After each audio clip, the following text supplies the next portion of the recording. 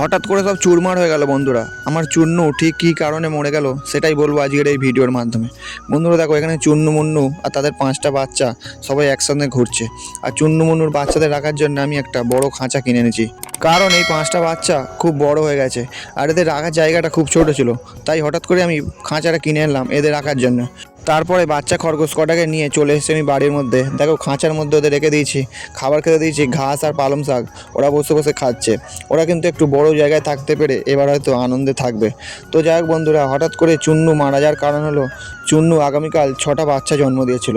আমি বুঝতে পারিনি যে ওর পেটে বাচ্চা ছিল, তার কারণ এই 5টা বাচ্চাকে খাওয়াতে খাওয়াতে ও খুব রোগা হয়ে গেছিলো আর পেটের মধ্যে বাচ্চা ছিল বোঝা যায়নি।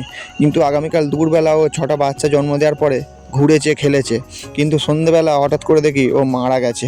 তো বন্ধুরা, আগামীকাল সন্ধ্যাবেলা যখন চুন্নু মারা গেছিলো, সারা রাত আমি ঘরের মধ্যে রেখে দিয়েছিলাম। সকালবেলা এবারে ওকে আমি বার করেছি। এখানে বাচ্চাগুলো সব খাঁচার মধ্যে আছে আর চুন্নু এখানে বাইরে আছে। একটু আগে আমি ওকে বাইরে করেছি। দেখো চুন্নু ঠিক কত বড় হয়ে গেছিলো, একটা ক্যারেটের এপার থেকে ওপার পুরো ঠেয়ে গেছে। কিন্তু বন্ধুরা, হঠাৎ করে চুন্নু মারা যাওয়ার কারণে ওর যে 6টা বাচ্চা জন্ম দিয়েছিল, সেই বাচ্চাগুলো কী হবে আমি জানি না। দেখো, বাচ্চাগুলো ঘরের মধ্যে রেখে দিয়েছি তুলোর ভেতরে। একটু সরিয়ে দেখাচ্ছি, দেখো একদম লাল লাল বাচ্চা। জানি না ওরা কি খেয়ে বাঁচবে না ভগবান ওদেরকেও কী করে নেবে। তো যাই হোক, চুন্নুকে নিয়ে চলে এসেছি আমি বন্ধুরা আমার পুকুর পাড়ে, কারণ চুন্নুকে আমি ফেলে দেবো না। যেহেতু আমাদের বাড়িরই একজন ছিল, তাই ওকে আমি এখানে মাটিতে পুঁতে দেবো আমার পুকুর পাড়ে, যাতে ওকে কোনো জন্তুর বা গড়গিলে খেয়ে না নিতে পারে।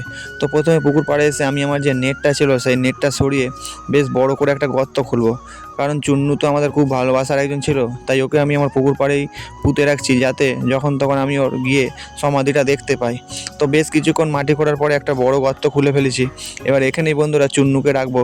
বন্ধুরা, যেহেতু আমার হাতে কাদা, তাই প্রথমে আমার হাতটা ভালো করে ধুয়ে নেবো, কারণ নোংরা হাতে আমি চুন্নুকে হাত দেবো না। তারপরে আস্তে আস্তে করে চুন্নুকে আমি চাগিয়ে নিয়ে এবার ওই গর্তটার মধ্যে রাখবো। দেখো, চুন্নু পুরো একদম সোজা হয়ে গেছে।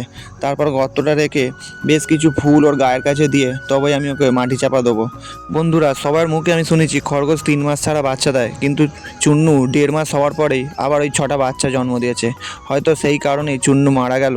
কিন্তু কিছুদিন আগে ওর বাচ্চাদের খাওয়ানোর সময় ওর মুখ দিয়ে একটু রক্ত উঠে এসেছিলো, সেই কারণেও কি মারা গেল চুন্নু।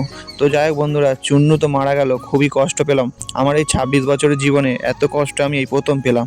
তারপরে চুন্নুকে মাটির মধ্যে রেখে ওর গায়ে ফুল ছড়া দিয়ে এবারে আস্তে আস্তে করে আমি মাটি চাপা দিয়ে দিচ্ছি। বন্ধুরা, খুব কষ্ট হচ্ছে বন্ধুরা, এমন হবে আমি ভাবিনি। জানি না আমার বাচ্চাগুলো বাঁচবে কিনা, ওরাও মারা যাবে।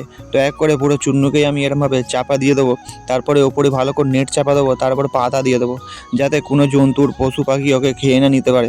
জানি না বন্ধুরা, মনে হলো যেন বুকের এক কোণটা একটু খালি হয়ে গেল। চুন্নু, তোকে আমি খুব মিস করবো রে।